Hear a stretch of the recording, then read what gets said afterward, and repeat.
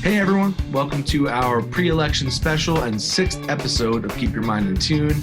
This will be our last episode for a while, and we have so many incredible guests joining us today to talk about the current state of the live music industry, the pandemic, and how this election may just impact how soon we get back to seeing live music again, which is something I think we all want to do.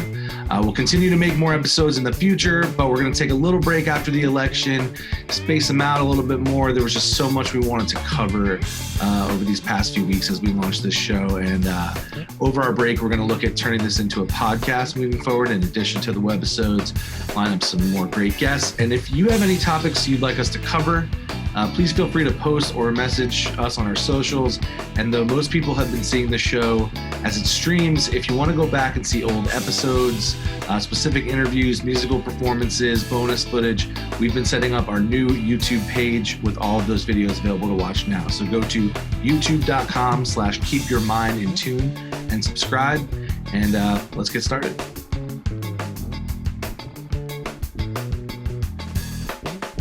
All right, everybody, joining me once again, Kunj, thanks so much. How's it going? What are we talking about today? The coronavirus? I haven't heard much. Have you heard about this? No. Is it a new pandemic?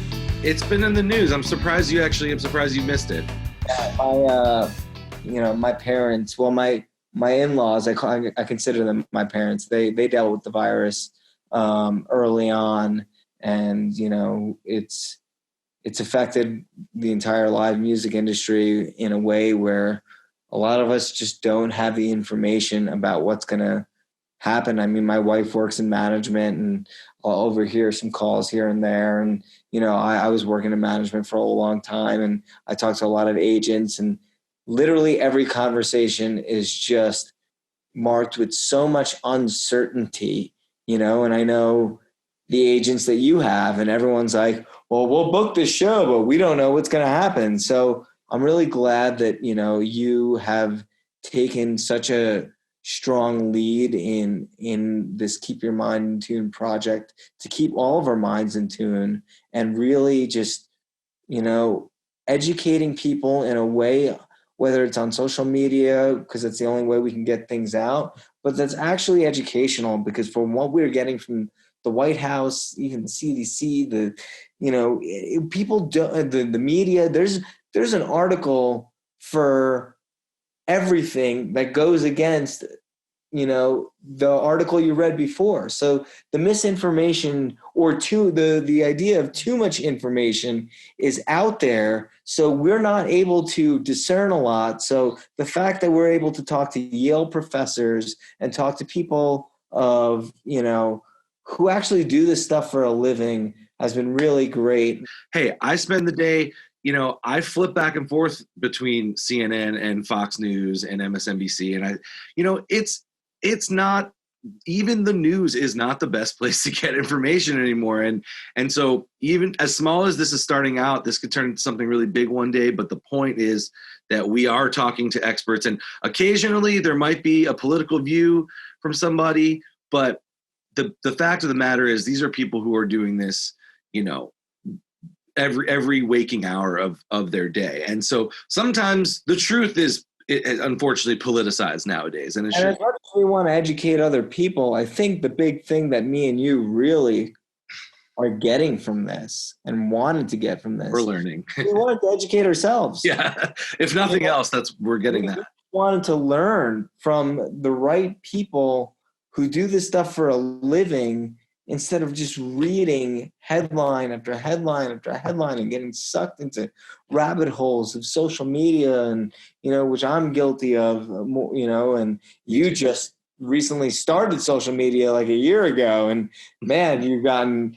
a deep dive into, getting your opinions out there. And, that's, I'm trying to learn what's worthwhile and what isn't in terms of the comment section rabbit holes, but we've discussed I think this is the best medium, and for, at least for me and for you, and we found that this has been effective, and I hope people learn. And we got Ivan Neville, we got some really awesome guests, and we got musical performances, and I think I'm really excited for this Keep Your Mind in Tune project, and we're going to keep it going no matter what happens. And past the election, and there's always more to be learned. I want to use our platforms for good, and I'm really proud to have you as a partner with the same mission. Thanks, man. Feeling is mutual. Well, should we bring our guests in? Absolutely. The real stars of the show.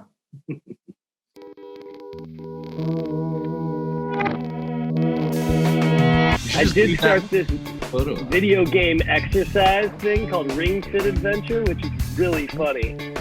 It's pretty cool. If anyone has a Switch, you can do some crazy Pilates exercise in a video game. You're into Pilates now, huh? No, video game Pilates. No, he's not.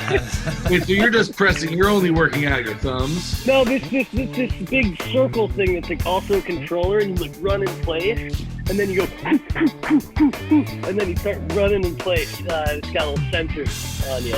I like you doing this like with your mom and sister, like all three of you, like hit a road. It has happened that way, yes. Whoa, Chris, where are you? Yeah, that's awesome. Gregg, it's the Sanctum Sanctorum. Of course, I knew immediately. What Doctor Strange. What film is that one from? Okay, I can't keep up. I either thought it was that or a TIE Fighter, perhaps. Hello, everybody. Hello. Everyone's looking absolutely beautiful. Josh, look at you, a crazy YouTuber or something. I have my ring light. Is this the talk?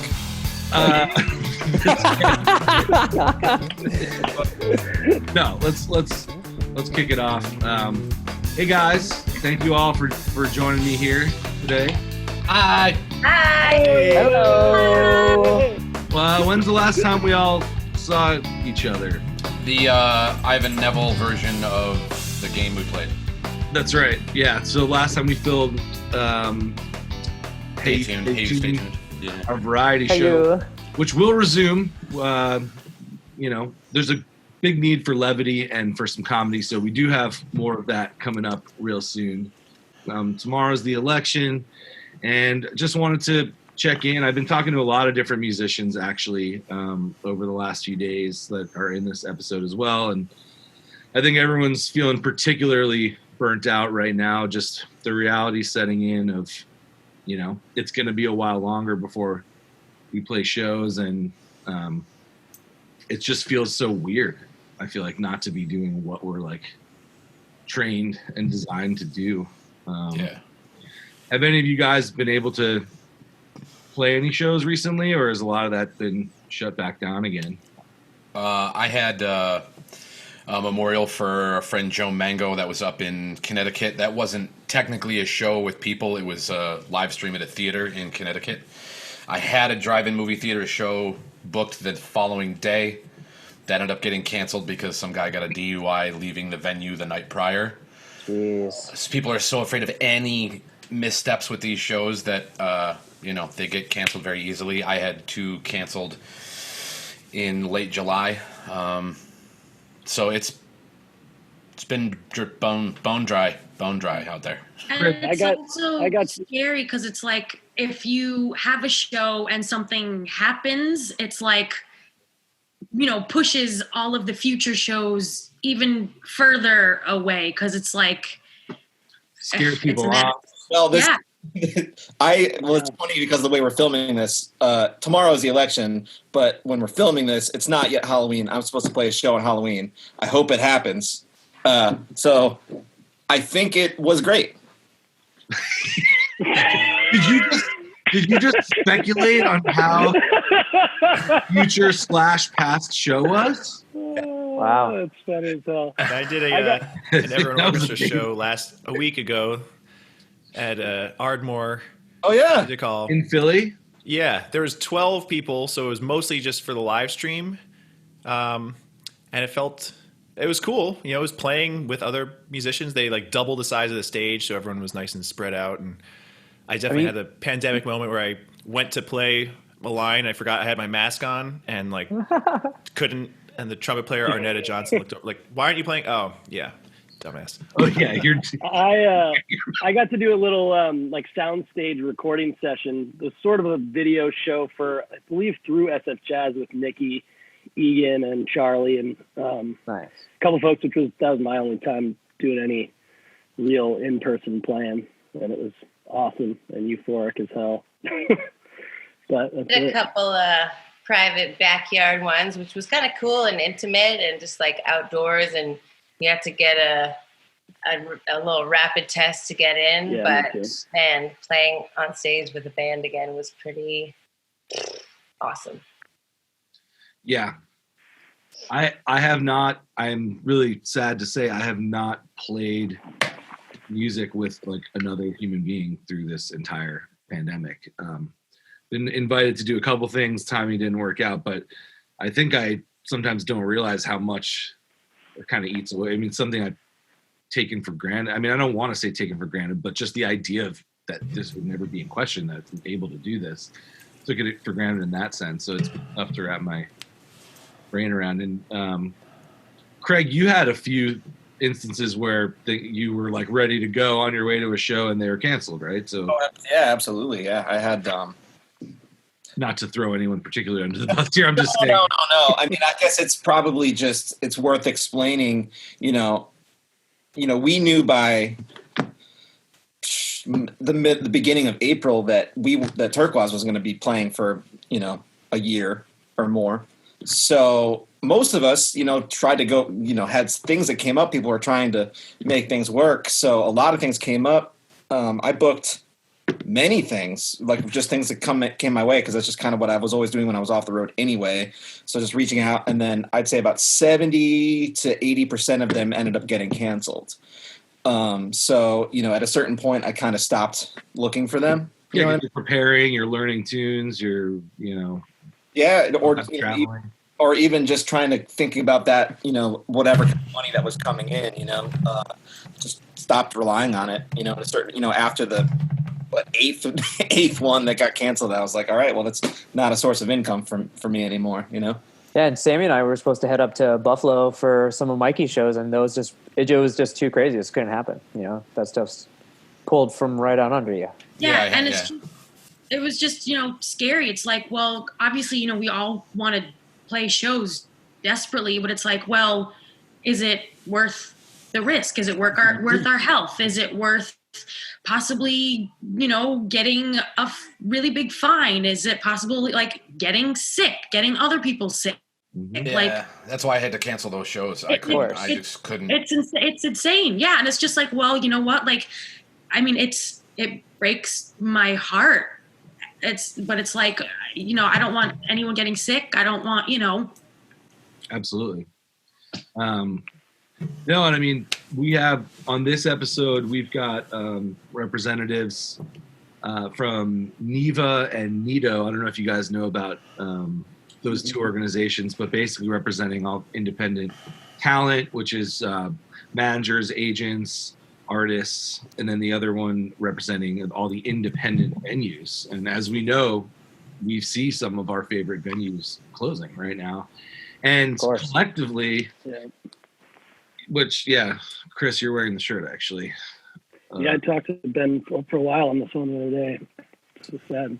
Yeah, I talked to Ben afterwards, too. I mean, the Rex Theater is like one of our favorite venues in the whole country. And, you know, Ben had to close it. It's really sad. And all these things, the independent ones, the artists and the venues, when you combine all of them, I mean, that's still like a multi-billion-dollar industry that I watch TV and, you know, they're talking about restaurants reopening and all these other things. I mean, here, like gyms, bowling alleys, like, but I don't hear them talk about live music, and it's such a huge part of people's lives, and it's literally going to be the last thing to come back. Like sports. Also, like the economy too. Like, think about how many, you know, employees work in music venues. You know, what it takes to like run a music venue, and then the artists, and then like, you know, all the people who travel from out of town to your town, wherever this music venue is or festival. It's like I feel like there's a disconnect, and I feel like people people are like, oh, the arts, like whatever. But it's like, no, it's a really big part of your city's economy. Well, and that's what luckily NIVA and NITO are both actually fighting for. They're working with Klobuchar and Schumer and even Cornyn out of Texas, who's has a bipartisan effort going with Amy Klobuchar, and so there is some amount, but they explained later on in the episode that they had to educate like Washington D.C. on like, hey, this is a huge part of your economy, and it's not, no attention is being paid. And I'm glad those restaurants are opening. I'm glad certain things are happening. But what we do, if too much stuff gets open too quickly, there's no chance, especially the type of shows that Turquoise plays, side gigs aside, that's not going to happen till at least mid next year at the rate we're going now, if we're lucky. And so right.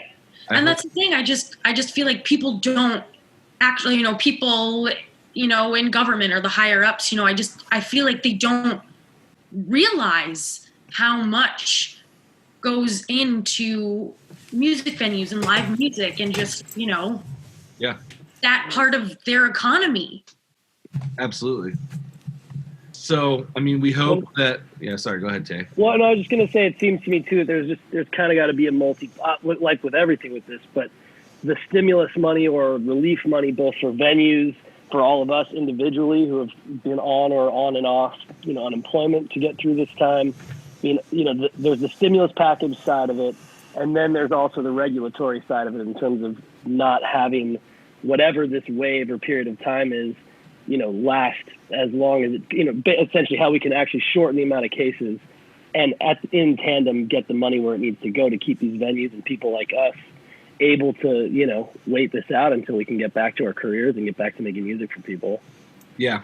And the vaccine arriving, if it does, and whether it's December, January, whatever it is, I think a lot of people also think, oh, well, then that'll be the end of it. But no, I mean, the availability of it, if enough, and right. Tell you what, once they shoot my arm up, I'll be right there with you guys. Yeah, I mean, but 75, me, baby, I want to play. 75. Careful, make sure Talking about the vaccine there, right? Yeah. I was gonna say, you know what's in that syringe. I think it's this area. I don't. But 75% or so, I think, of people need to actually take it for herd immunity to develop. Is that what you heard, Mikey? Yeah, it's that's the one thing that I'm also sort of worried about is having an administration in place that properly educates the public about the facts about a vaccine, so that there's no questions. It comes directly from proven science that this thing is safe, or we have to wait, or whatever it may be. It has to. The leadership of the administration has to make the people feel comfortable as a population with moving ahead with it, and safely getting it out to people. It's great once there's a proven vaccine, but then the government has to handle that, and that's what's important. Starting tomorrow is timeline. The quality with which they do that is going to dictate our timeline so much, specifically for when we can get back to it. Yeah. So vote. Vote up and down the ballot. Research all the candidates and see what their stance is on being committed to the implementation of the right ways to reopen, to administer the vaccine, to have testing readily available for everybody. This stuff is on the ballot. Like live music is on the ballot tomorrow. It really is. And we desperately want to play music for all of you guys. And so badly. Yes. We can't right now, which is one of the most frustrating things in the world. I was actually going to say just something, something else we hadn't really talked about, like healthcare is something that is obviously important to Americans and human beings in general. And that's something that a lot of us in our industry, in the music industry, we don't necessarily get it's not readily available for everybody from their employers as such. A lot of like musicians' wages and what we get paid hasn't changed in decades, really. And it's pretty antiquated. But like, one of the few Turquoise shows I've ever missed was because I had, an emergency appendectomy. Had to go into like emergency surgery situation. And if it weren't for, government options, I would not, I wouldn't be able to do what it is that I do now. And that's something that's really important too, that maybe people don't consider. And it's not, it's really important. It's something everyone needs to keep in mind as well. Yeah. I think most of us are insured through the Affordable Care Act in one way or another. We've played, other countries in the world, and, they might not like a lot of things about us, but they really like our music. like the fact, we can bomb a bunch of places and they're like, well, I still have Stevie Wonder, So it's like, I know that's a little bit of a crude joke, but it really means something that that is one of our most important cultural exports. And one of the reasons that our music is such a huge part of our culture around the world. And, and one of the most amazing things about that, this goes back, probably 60, 70, maybe even 80 years of people going around this enormous country and having places to play all over the country. And we built up an infrastructure, and this became even more intense in the last 10 years as recorded revenue was going down significantly because of downloading. And our live music infrastructure is becoming decimated. By some estimates, 90% of independent venues are going to close. It's going to have a severe effect on our cultural standing in the world. So it's a real concern. Yeah. Yeah, because a lot of the mega stars cut their teeth in small and medium regional venues. It's not like they just all of a sudden snap their fingers and they're international superstar. They it's like the 10,000 hours. The Beatles were playing for countless shows in little pubs before they got big. So without that proving ground, we're going to not have also the big stars that everyone knows. Yeah, I think Billie Eilish was playing the same clubs as us like a few years ago, Like, if you think about it, if you want to support the arts, you need to support science and vote for people that support science. Yeah, that's the most helpful thing you can do if you want to hear us play music again. Super real. Yeah. Well, that's the only way. Even Shira's saying, like, yeah, you had to take a rapid test to get into a thing. Like, that's a really cool idea to be like, yeah, you can come in this building, but we need to use science to be able to test you to see if you are going to be safe enough to be around other people. Shira, I don't know if you still have a lot of friends or family in Canada, but have you gotten a sense of how it's going up there? I mean, is there have you talked to anybody up there? From what my parents say, it's been handled a lot better. Their numbers are a lot lower than our numbers. Testing's available. And they're pretty strict about coming in and out and what you need to do that. So yeah, I don't know too many details, but yeah, I know that they've dealt with it a lot better than we have. Yeah. Thank you guys for chatting about it and letting people know that we want them to go out and vote tomorrow. And we really hope to see you all in person very soon.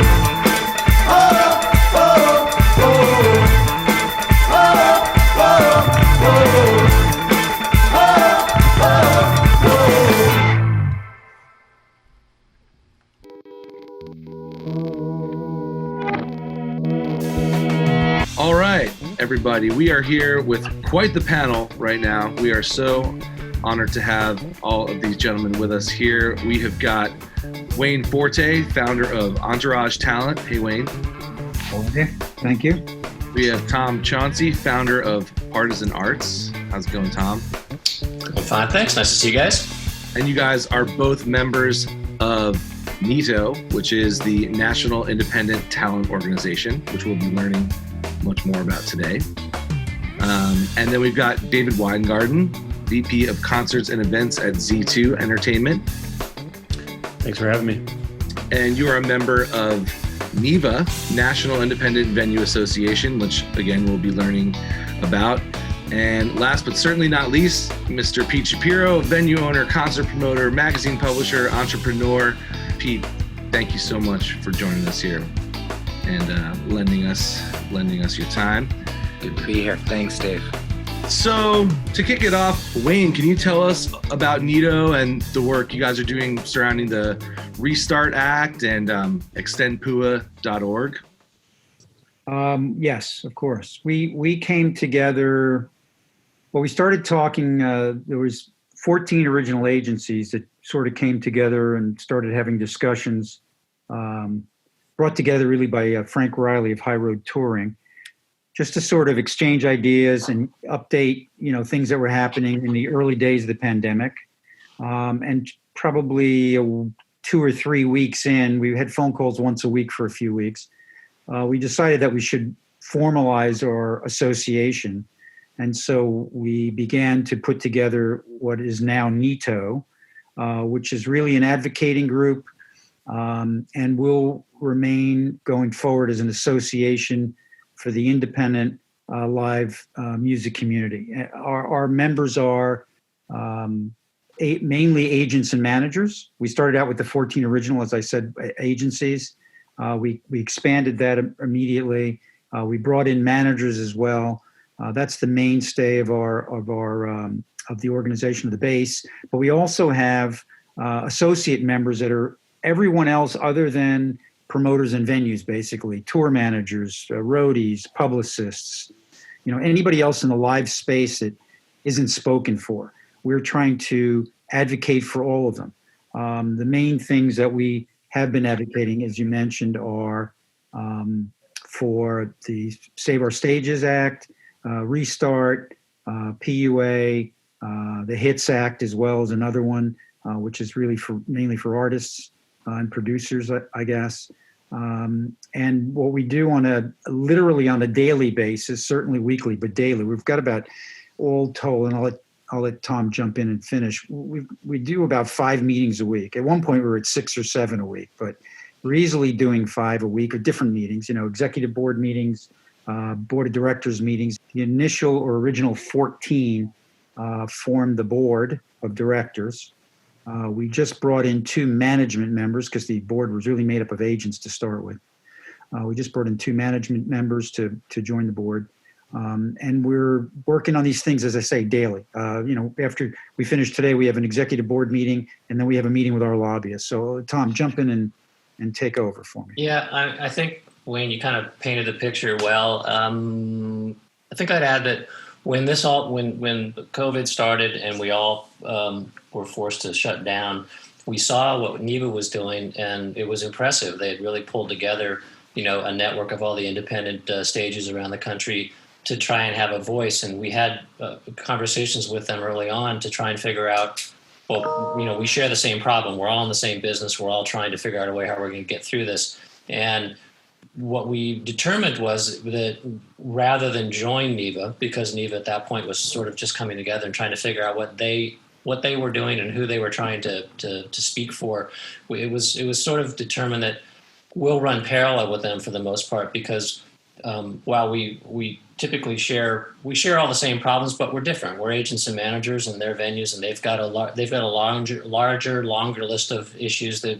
we don't necessarily share. And this was a way for us to come together and have a voice. And ultimately, what we quickly learned was when we reached out for help, meaning to our politicians to try and put together some support for the industry, we learned real fast that DC doesn't understand our business. And most of the work we've been trying to do is just to point out the fact that, there's that artist on that stage. You go to a concert, it's a seamless experience for you for the most part. You're having a great time. You buy a ticket, you go in and see a show, you leave. You don't realize all of the people behind the house, behind the stage, they're involved in making that happen. All of the marketing and all the setup, et cetera, et cetera. And so that was a huge learning curve for DC. And I mean, I still feel like we're doing that every day still, but a lot of our energies have been going towards that. And I think the outcome of that is to show that the entertainment industry is vast. There's millions of people that are in this business that are connected to it. The ecosystem that from the buses and the trucks and the touring companies, the sound and the lights, et cetera, it's a huge number of millions of people. And we needed to tell that story. And so we've been working hard to do that. I'm happy that we've got a bill. Save Our Stages is in the next COVID language so far, which is hugely incredible, actually, when we first started this process. Now the next step, of course, is to get the next COVID bill, to get Save Our Stages, to come through, to figure out how that's going to be dispersed in an equitable way so people can survive, really. I can go on and on, but that's sort of the backstory of how we came together and what we've been focusing our energies on initially. I think people can kind of wrap their heads around the needs of the artists, especially the ones that they kind of love, and which is all well and good. And I know they've definitely been impacted very hard, but I feel like a lot of people, not only just the people in government, but people in the general population don't really understand the amount of work that goes in behind the live production and each show that you see, and the economy that it generates. I think that it's almost like a multi-billion-dollar industry when it comes down to it, and I think a lot of people don't see or understand that. And I feel like you guys have done a really good job in kind of educating the general public about that. And do you see that as being an issue, is trying to educate people about what goes on behind, each show that we see? Yeah, well, as Tom was saying, that was took a lot of energy, and we're still doing it because they still don't totally understand. First of all, we had to educate our lobbyists. We took on lobbyists. We interviewed 3 or 4 lobbying companies, outfits, organizations. We chose one, and we had to start out with educating them. Now that was fairly quick because it was 3 main contacts that we had, and our executive board of 6 or 7 people, talking to them one-on-one. So that was a little quick. But what we spent a great deal of time on was twofold. Advocating for the 2 bills, Restart and SOS mainly. And we started doing, 2 months ago maybe, one-on-ones with senators and or congressmen and or their staffs. In certain cases, we couldn't actually get the senators on the call, so we'd have their chief of staff. Tom and I did a few together. Frank Riley and I did a few together. Other people did some together. We didn't all do all of them, but we did one-on-ones. And I would say out of 6 or 7, and I don't have the numbers totally in front of me, maybe 8, we probably got, more than 50, probably 60 or 70% of them to turn around and sign on to the bill. They just had no idea what was going on. Like, they go to shows. I mean, some of them were actually music fans. They had no idea. Once you buy your ticket and you go and you see your show, they had no idea who we were, what we did. They didn't know the difference between us and a promoter, a manager and an agent. I mean, none of it. We had to explain it all so that they understood that there was this whole ecosystem out there. One goes down, they all go down. We lose some stages, we lose places to play. We lose some acts. The stages loses people, to bring in. The other thing that was really important, which Tom mentioned, was the difference between NIVA and NITO, just in the certain needs. The venues have mortgages and leases and long-term things. Now we have our rent and our spaces and our staffs and stuff. They have staffs too, but we don't have that in-depth, cash, thing. Every month we got this huge check that it's got to go to the bank. To keep the place open. But on the other hand, which we tried to get across to the representatives were, because they said, yeah, we understand. It's kind of like the restaurant business. And it was like, no, it's not. The clubs and the restaurants, you can say June 1 or let's say December 1, we're opening, and they're open. bring their staffs back, bring their, people, their servers, their cooks, start making food. Even if they're not at 100%, they can sell outside on the street. They can do takeout. They can do, deliveries. We can't. Like, there is no deliveries for us. There is no on the street. There is no takeout. And when they say go, we're open December 1, we need 6 months to a year to organize the tours to book them. We won't earn a dime in income as agents and managers and artists for 9 months to a year after go. That's a long runway. And that's something that, none of them understood that. That was something that we had to, it was enlightening. I remember one of the, Tom, you and I were on that call together. Was it Senator Kane, wasn't it, from Virginia, who was on the call, I think? And he was and he was a music fan. He's got friends in the business. He's got friends that are in touring bands. It was interesting to talk to him, actually. And he said, wow, we really, I had no idea about that. I didn't think about that. I didn't consider it. So that was a big difference between, NITO and NIVA, so to speak. I just add one thing on the educational piece of the conversation. Most of the time we focus on the economic side of this conversation because that's where people are hurting, right? And understandably so. But the other side of that piece of that conversation is the cultural impact that music has in America, what it represents to people. Obviously it's people derive happiness, they see concerts, there's a social network, but the potential loss to the cultural loss to the country by not supporting arts institutions and independent venues, it's hard you can't put a dollar amount on that, so it's a more challenging thing. It's a theoretical thing to be talking about, but it's huge. And what we can't have happen is we can't freeze or we can't take steps back in terms of what artists are able to do. Most politicians think that all artists are successful and they're massive big names. But from what I've read, the average musician in this country earns $25,000 a year. It's not a superstar. Artists don't start in arenas. They don't start in stadiums. They start in small clubs. They work hard. Those are the people that we need to support because they have something to say and they shape our culture. And if we don't preserve that, we're going to lose something. And so that's another reason why I think we all came together to try and to shine a light on that, really. Yeah, and it's amazing maybe I don't, it is mentioned in other places, but what I see on television and a lot of publications, they're talking about restaurants, they're talking about airlines, all these things, but music is such a deeply personal part of people's lives, and it's such a prime form of release and enjoyment for people that you'd think that this would be on their radar, whereas it's the last thing that's going to come back. And so this Save Our Stages festival, David, it seems like that did a really good job of shining light on this, and you guys had some incredible acts on there. Can you tell us a little bit about putting that festival together? Yeah, it was a great team that we had. There was probably 30 of us working within all different promoters and marketing people within the promoter department, some management folks and whatnot, all were really working together to put it to make it work. It was a few months in the process. Plus we worked diligently with the YouTube team and Google team to make sure everything was just exactly perfect. And it was, it came off incredibly well. I mean, we definitely got the amount of high caliber acts that we had on there, plus all of their YouTube follower or all of their social media followers in general, like the Miley Cyruses of the world and Brittany Howard and whatnot.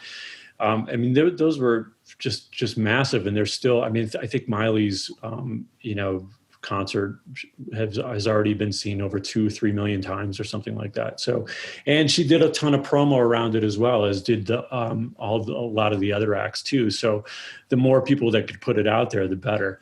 And we were able to raise almost close to $2 million so far for the Emergency Relief Fund, which is falls under the auspices of NIVA, which is the National Independent Venue Alliance, which now holds which now has 3,000 venues throughout the United States, which is pretty amazing number.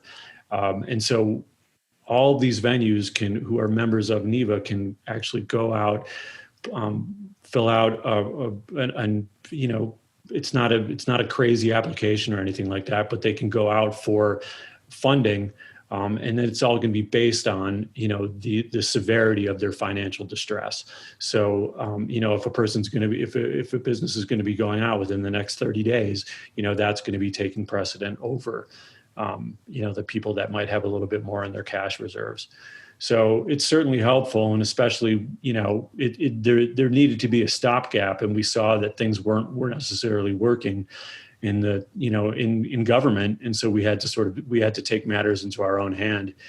And so, that's certainly a help right now, but it's a Band-Aid, and it's not going to get really any better until we get the funding from the government to help us. And these acts, the Save Our Stages Act and the Restart Act for that matter, are going to be hugely beneficial for us, although we just don't know when that is actually going to be, when it's going to come through.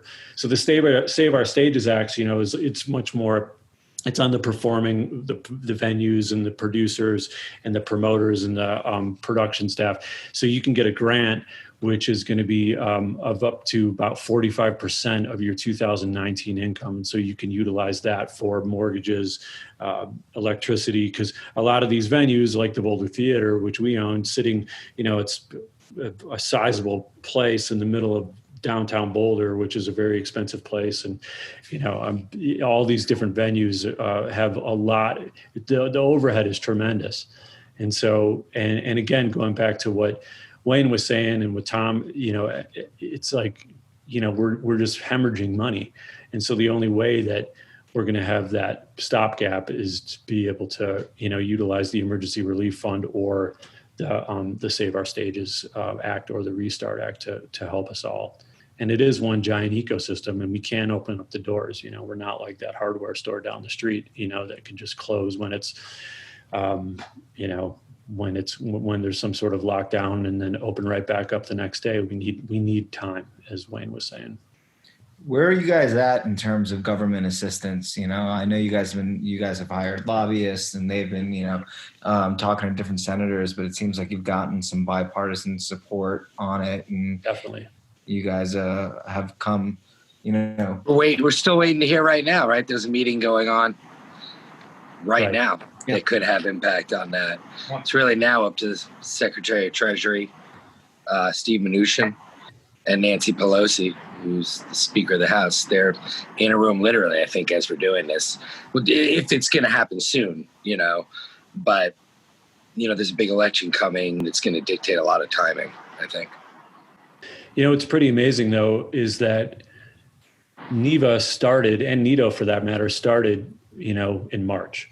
And, around the time of when everything got shut down.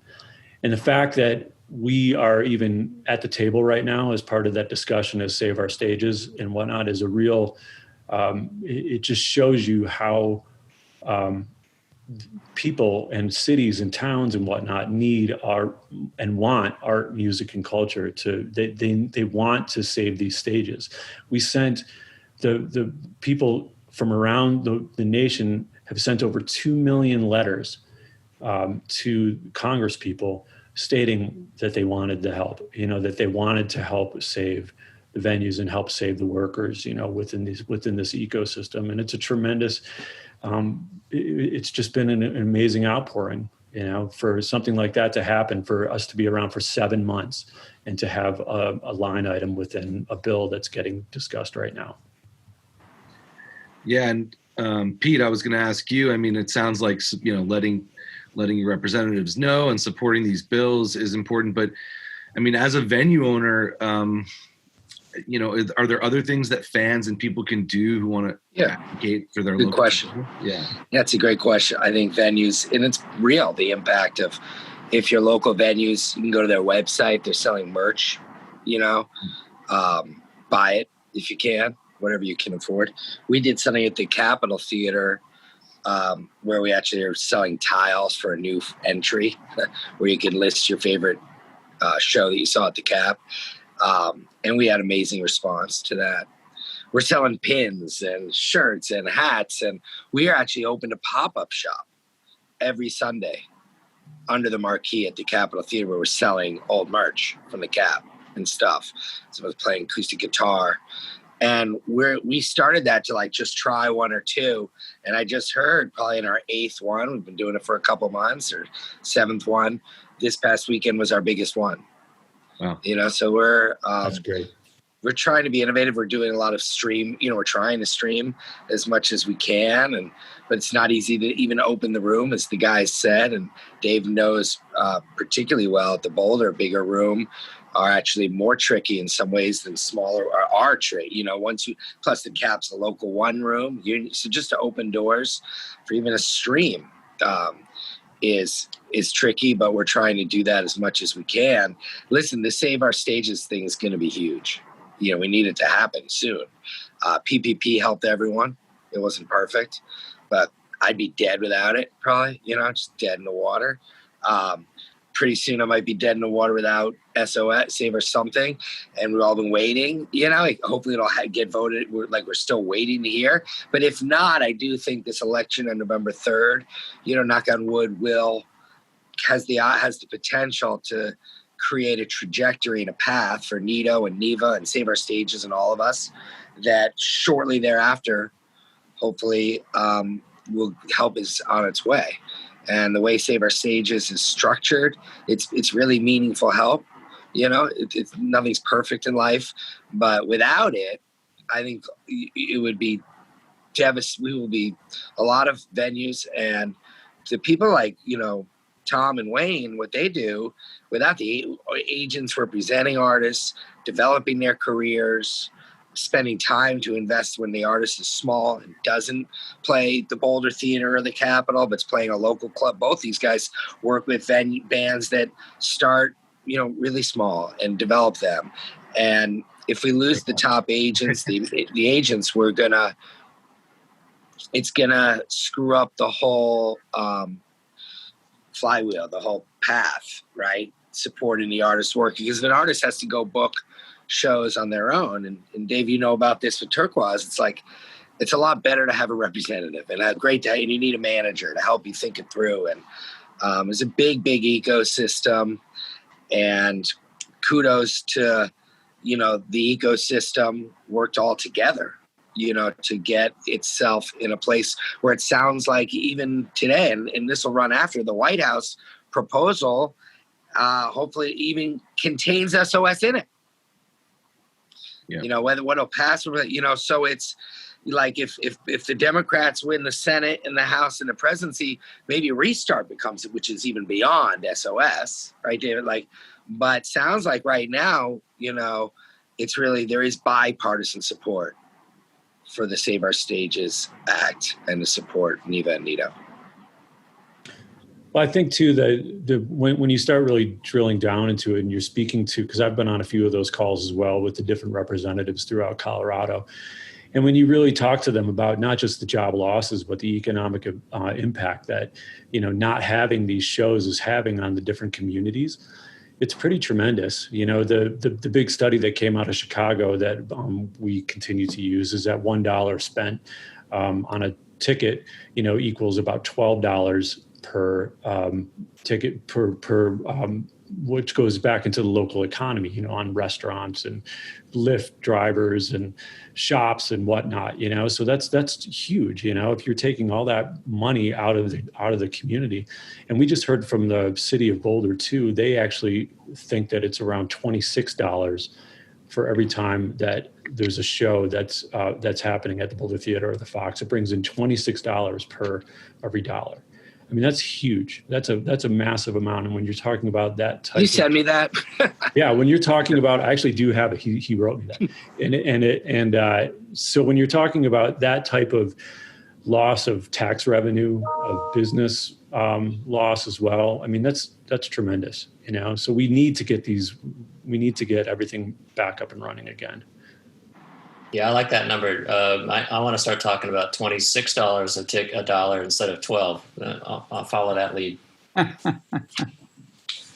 I mean, how dire is the situation? Are we looking at, I know a lot of agencies have already seen a ton of layoffs. I know a lot of venues have already closed. What can people, I know the situation is very dire and, we do have an election coming up, but what can people do and our viewers do to you know what? I got one. You could buy a ticket. You can go to the Boulder Theater website or. I agree. Right? You can buy, if you see a show that's in, October 2021 postponed, you can still buy a ticket and show your support that you're going to go, whenever it's listed. That is, you can still buy the ticket, and that's a real way to support the venue. One of the best ways, probably. A lot of these shows have been postponed, not canceled. And, one good thing, we should probably transition so it doesn't get too morbid, because it's a lot of the hard work these guys have done, and everyone's done, because we are teed up to have, now we just need their election. Everyone needs to go vote also on November 3rd. And there's a clear way that, you can, if you really want to support your local venue and the whole ecosystem of agents and managers and barbacks and stagehands and technicians and bookers, I don't want to get too political on here, but there's a clear way to vote that way, and that's coming and really could have meaningful impact. But what I wanted to say is the sky ahead could be, once we get there, which is going to be a while, particularly indoor. We're talking indoor venues, not just outdoor, which is easier. But I think it's going to come back really big, and I think everyone who supported this, whether giving money in any different way or buying a ticket to a show or buying merch from a band, Tedeschi Trucks with Wayne, or, Jack Johnson with Tom, you can go buy band merch, but then go buy tickets to show. I think everyone's going to want to go see a lot of live music after missing it for what may be almost a year probably around. And so I'm ready for that part of this. Yeah, I think whatever reticence there will be by some people to go back into those settings after a pandemic, there's going to be an equal amount, if not more, of just enthusiasm, because people are just going to be so eager to have that itch scratched again, and come out and see the music. And I know, we've basically taken our whole 2020 calendar as Turquoise and moved it to 2021 with fingers crossed. And it's also not just about financial relief, but also about people adhering to health codes and trying to actually get this pandemic under control, because that's going to be that can make the difference between this taking another year, another 6 months, another year and a half, right? I mean, that's a big thing that we want to tell fans and music fans out there, that, that's complying with those health codes is going to get us back in business sooner. Well, let's talk about that for a minute, because, right now, most of the conversation has been about the fact that the industry can't sustain itself, right? And so we've been talking about legislation that's going to help bridge to get to the other side, whatever that other side looks like. The question is, how quickly do we get to the other side, right? And that touches on the point you're making, which is, when do we get back? And I think the thing that we need to next start educating the public and our representatives is that in fact our business doesn't really work until social distancing is a thing of the past. Well, what does that mean? That means we need to figure out how to get rid of social distancing, right? So that conversation, the way I see it, is like the next. We should be having it now, but it's really the next thing we all need to be focusing on. We need to educate our audience, right? Like, fans need to know that it doesn't come back until you can go back to a show like we used to go back to a show. Let's get rid of social distancing. What's that process? Let's start talking about that. That's what I want to transition towards that. Yeah, I mean, I think some people see the, certain venues having, socially distanced shows, drive-ins. And, I think, Pete, you were looking at maybe doing a lock-in that was socially distanced and had J-Rad down at the lock-in site. But, is that model even sustainable, or is it just something that we're doing to kind of help get people through, everything that's going on right now? I mean, I don't think the streams or the 50-person people in 1,000-person venue is really sustaining, a lot of the business, both on the agency side, the manager side, the venue side. And I think there's a misconception that people see certain venues starting to open up a little bit, and being like, oh, well, they'll be okay. But I don't really think that's the case, but I'll let you guys speak to that.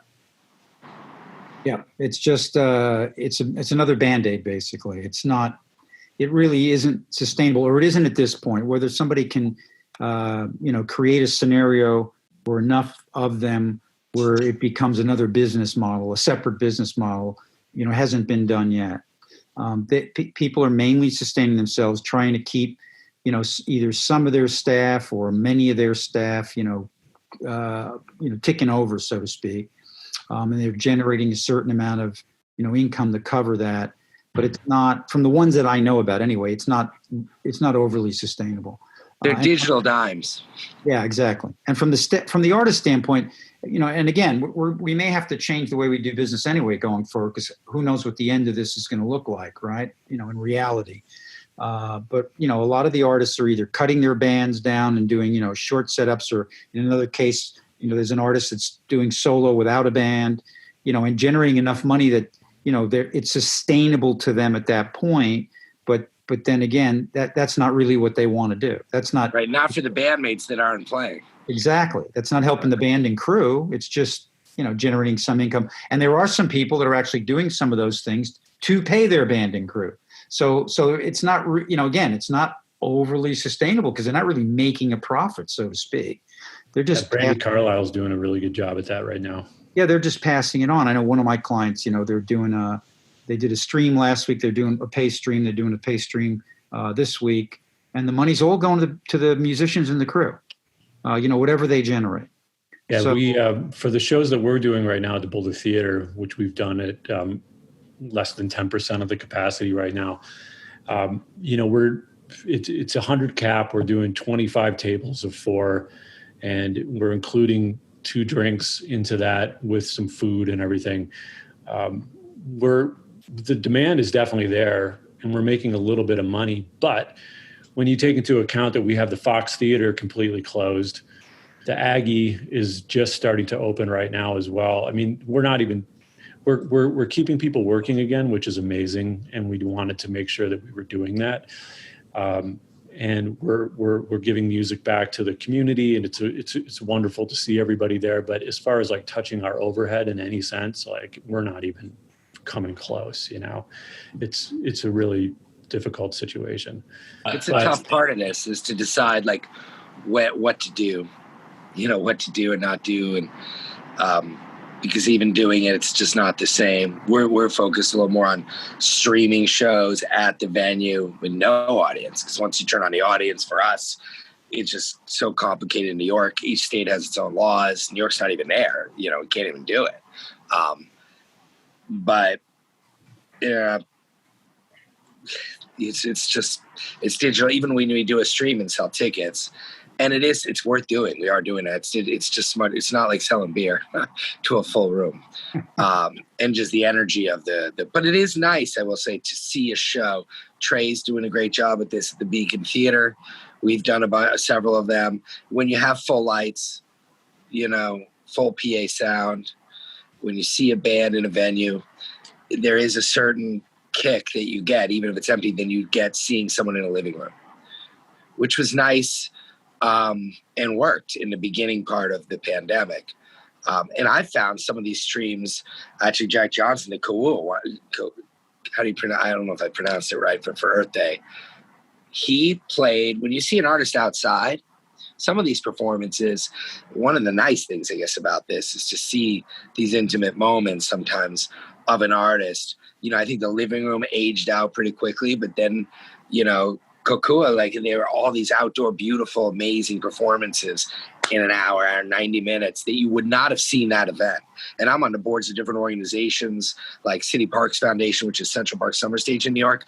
We did a whole Summer Stage Jubilee, and you got to tell the story of the organization. New York Public Radio is about to do one in a way that you couldn't at the gala when it was just a concert at the venue. And people want to eat the chicken, watch the show, drink the liquor, and hang out and talk. So I would say that, some people are using this and some of the streams, in creative and innovative ways. And that's been nice. I think we're all getting about over it. But just to touch on one positive, like, you have gotten a lot of focus from people to pay attention and watch, I think, performances in a way that they you don't just at a show, which has another magical to it, but the intimacy has been nice, I think, in some ways. Well, I think, to echo some of your points there, Pete, that we're learning something in this process. We're learning new ways to communicate and to message out, and I think when we're done with COVID and we're back to normal, we'll have different tools in our tool belt, and we may use them in a slightly different way. So there is something positive about that. But what I'd say to the interim stuff that we're doing right now, it's sort of like going from 3 meals a day to 3 meals a week. You're eating, but you're not eating enough to really sustain. And we need to figure out how to get back to like a real diet. 3 meals a day, come on, when is it going to start again? That's what we need. Well said. Who have been some of your biggest allies, in the government that's been helping out with these bills?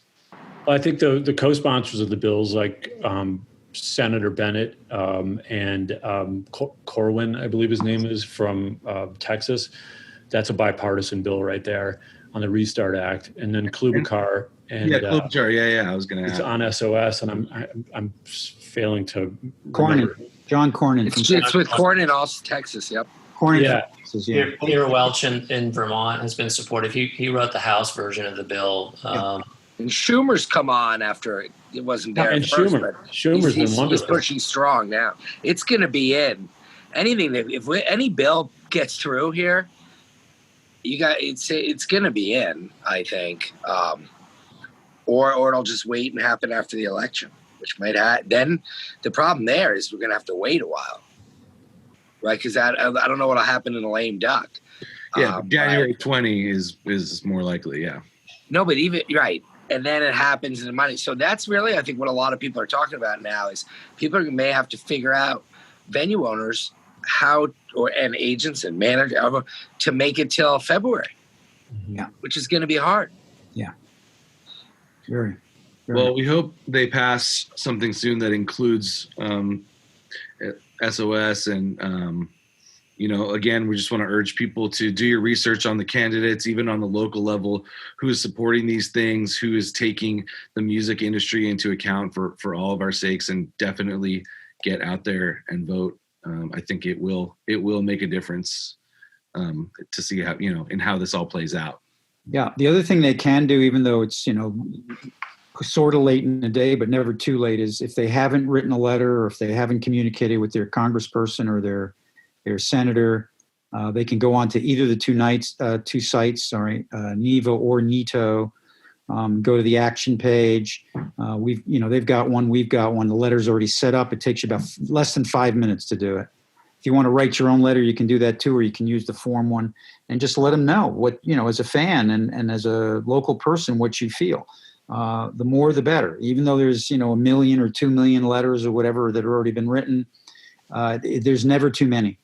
They react to it as long as they're constituents. I mean, one of the things we did learn right away is if Tom and I want to try to excite somebody in Virginia, which we did, but we were hosts, you have to have your constituents there. So we had, a manager and we had an artist and, that were constituents that lived in Virginia. And it's a process, because just having the one phone call didn't do it. I must have had 3 or 4 or 5 follow-up emails after that. Each one of them, not just there. I did one in Connecticut. We did the Virginia one. We did 2 there together. I did one with Frank in North Carolina.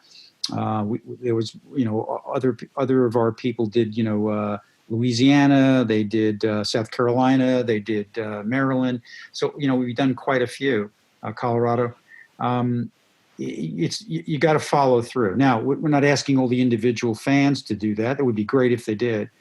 But, they just to get them to think about it, or at least the people that we've contacted between NIVA and NITO, let them know that there's support out there, from the public. Like, it's not just us talking, there is support, there's a lot of support.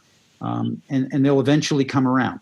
I think they'll come around. They'll understand that there's a need for it. There's a demand for it. And as Tom said, it's about arts and culture. And unfortunately, Not everybody focuses on that. They focus on the economics and the economy. And I mean, in one case, for instance, in Virginia, and I don't want to belabor the point, but one of the senators, might have been Kane's office, I can't remember offhand, was communicating with the chief of staff back and forth, and I got an email saying, can you give us a list of the top 10 venues, not arenas, but the top 10 theater club venues in Virginia? So I guess, you shouldn't assume that the guy knows or the woman knows what the venues that are going to be at risk are. So I put together a list, and I contacted someone from Corn Capsha's office who was on the call with Tom and I when we had the calls. And I just let them know that I was communicating about this. I sent the top 10 that I could think of. And then they sent me a list of about 150, and I forwarded that. And I said, here's who's at risk. And I think they probably bowled them over. I don't think they thought about it. Oh, really? There's that many, yeah, of course there are, but they didn't think about it. I think that's what they just need the information.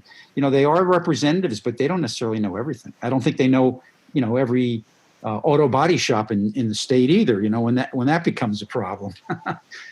So anyway, it's just really getting to them and giving them the input and the information. That's what's important. They are our representatives.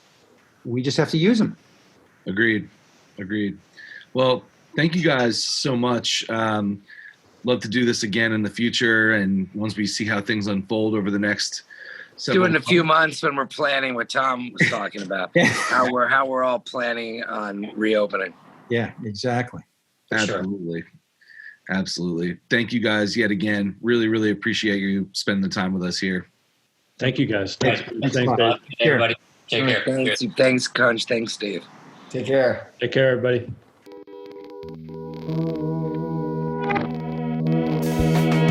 All right, everybody. I am here with Clyde and Gracie Lawrence from the amazing band Lawrence. Thank you guys so much for joining me here. Hi. Hello. Thank you for having us. Absolutely. And you guys have a live album out right now that I've been checking out. It's absolutely incredible. There's some videos to go along with that, one of which we're going to play in just a few minutes. But how are you guys feeling during this pandemic? It's been rough on all of us live performers, obviously, and I know I'm forgetting what it feels like to play music with other people in the same room, and so I can imagine you guys. Yeah, I mean, we miss playing live shows a lot. We were literally on tour, as so many bands were, when this all went down, and we had to cancel a tour right in the middle, or postpone the remainder of a tour right in the middle of it, and just fly home. Yep. And I think we've been trying to find a lot of different ways to keep the momentum going.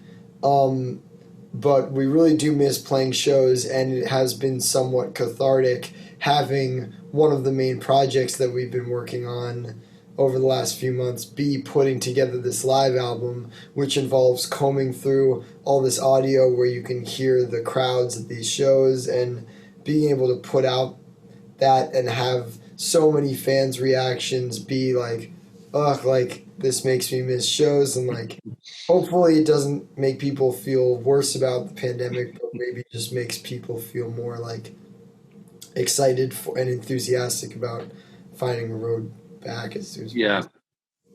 Yeah, I guess it could be a double-edged sword in that way. Like it's nice to hear that roar of the crowd and that live energy, and it reminds you like, oh yeah, that's like what I'm supposed to be doing all the time. Yeah. But then you remember like, oh damn, like it might be a little while. Gracie, what have you been? I mean, both of you guys really, but have you been like writing, taking the time to try to focus on other things, or? Yeah, I think we've made pretty good use of this time. When we're on the road, where it's so active and there's so much going on, and so I think we've really taken the time to write a lot of Lawrence stuff, write a lot of non-Lawrence stuff. Yeah. Be creative in a lot of capacities in ways that I think, a lot of creative people talk about wanting to have the time to do, wanting to be able to work on this project, or I had this idea, but, you know, of course, when we're on the road and we're doing all these things, you don't have, no time. you never force yourself to do that. Yeah. So I think that there is that silver lining. I mean, I obviously miss the road and just like getting on stage every night, but I think there is that silver lining of trying new things out. I think that it's like to a point. I think it's like, you know, I think when we got back and like the reality of this set in, I think that Gracie and I were both like trying to make the most of it and see the best of like, okay, let's be realistic. Like, we're probably not going to play anymore this year. And so like coming up with a set of content for Lawrence and creative projects that could like sustain Lawrence's momentum and our own like creative fulfillment.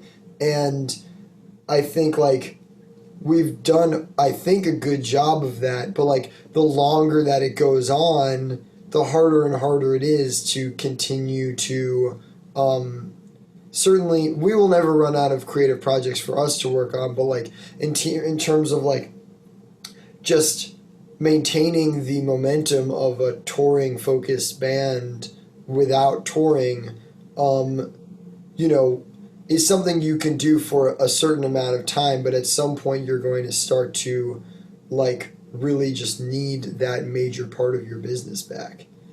Yeah, and especially with large bands, which we both have.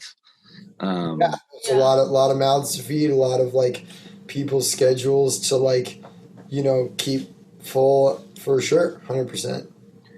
Yeah, no, I mean, at the beginning of this whole thing, I had a solo record that was very, very different music from Turquoise that I'd been basically working on for about 10 years that, you know, when it first happened, I was like, this is terrible. We were about to do the biggest tour we've ever done.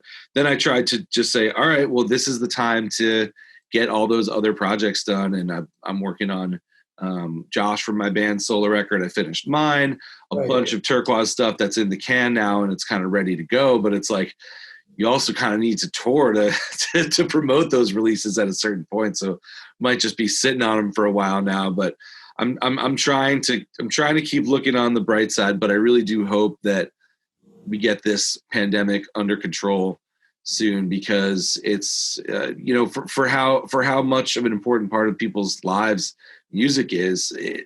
I wish I heard it talked about a little bit more. You know, when I turn on the news and hear about relief, I'm not really hearing a lot about musicians, but like we're going to be the last thing to come back. Literally the last. Yeah, I remember like I've seen so many of these articles that are like, we talked to XYZ doctor about like realistically when we can expect these different aspects of life to come back to normal. And it's like eating in restaurants, like walking around without masks on in open air, like, you know, seeing family and friends, like blah, blah, blah. And then it's just like bars. And then it's like 2 years later, like live sporting events even before music, if it's like outdoor stadiums. Yeah, it's like literally the last thing. Yeah, and it's not talked about. Like isn't it such a huge part of people's life? Like even just major artists and like those bigger venues where you're going to have tens of thousands of people packed in, like that's going to be so long until that happens, unless something drastic happens and a vaccine comes and almost everybody takes it, or 75% of people take it and it's effective. You know, still there's going to be a bit of a delay. There might be just some reticence for people to come out again. I think that's what I'm thinking about, is like, even once everyone's taken the vaccine, like so much of the energy at our shows, and I know at yours as well, is just that sort of like unbridled, let your guard down, like yell in people's faces, dance around, like have a drink, just like lots of particles happening. I think like heavy entertainment. I was watching this interview with Fauci, and he was like, yeah, you know, if all goes well and the vaccine can get really widely distributed in like the early to middle part of next year, and then everyone can kind of take it, I think like life can more or less go back to normal, like, you know, towards the end of next year. And I was like, okay, like that's all right. And then the interviewer was like, And so, like, that means, like, no masks and no whatever. And he's like, well, people will still probably want to wear a mask inside. And I was like, all right, well, that doesn't count because, like, there's not going to be a Lawrence show with like 1,000 masked people. Like, yeah, it doesn't really work. I felt the same about the drive-in shows where people have to, like, stay in their cars. We got offered to do a bunch of those. And I'm just like, man, that's not what I want the first Turquoise show people see for 8 months to be, you know? It's like, that's not really... we want to come back the right way and have the full experience, but we'll see, we'll see how it unfolds. So tell us a little bit more about this live record. Yeah, I mean, it's compiled from 3 shows. We, at the beginning of this quarantine, were just like sitting on so much recorded material from our live tours. Mm-hmm. And these are from 3 fairly recent shows, 2 of which we did LA and San Francisco and New York show, and LA and San Francisco were literally like the week before March 6th and 7th. Yeah. Wow. We're so naive in it. Yeah, Gracie crowd surfs in the San Francisco Fillmore audio, and we're like listening to it listening to her like crowd surfing and video of it, and we're like, oof, that can't be a COVID good thing. I know. Hey, you know what? We learned a lot in those like 5 days after that. Yeah. I think everybody forgives you. I think that's okay. So it's recordings compiled from those shows. The album's called The Live Album Part 1 because there will be a live album Part 2 because we just had so much material, and it feels very nostalgic when you listen to it. We kept a lot of the crowd noise in there so you can hear what the energy of those shows sounds like. And there's a lot. I listened. It's very exciting to hear that. All right, so we're going to be watching the first, this is video of the first track on the live album, Part 1. Without any further ado, here it is.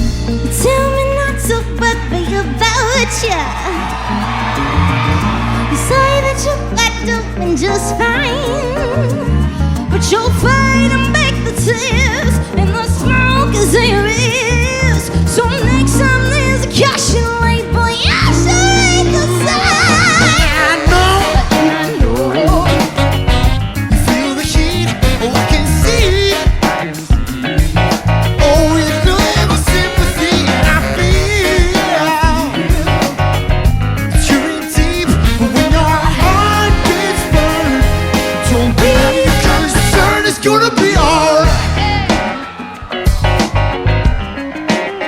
It's gonna be alright. It's gonna be alright. It's gonna be alright. Jordan Cohen on the saxophone. Play Lawrence on the keys.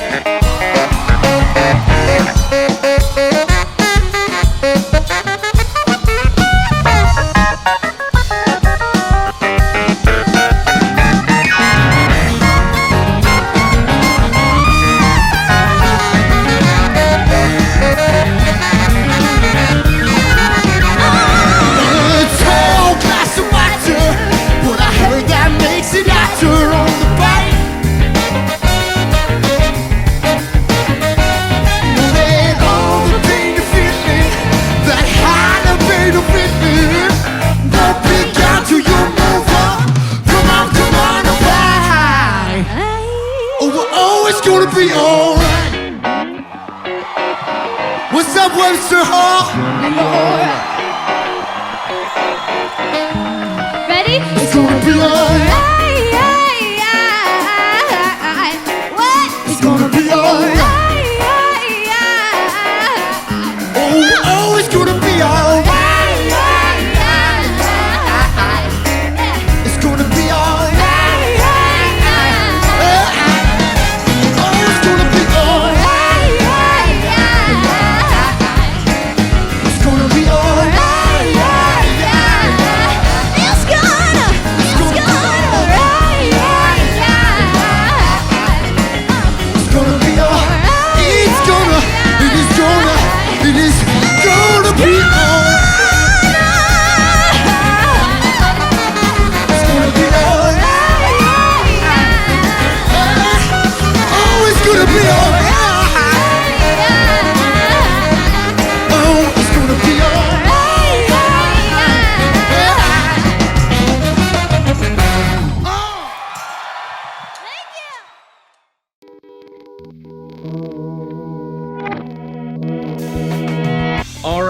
Now we are joined by Mr. Ivan Neville, who, of course, is a solo artist and has worked with too many artists to name, but Bonnie Raitt, Spin Doctors, Keith Richards, and Rolling Stones, to name a few. Of course, you may know him more recently from his incredible band, Dumpsta Funk.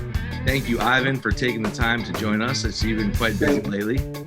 Thanks for inviting me, brother.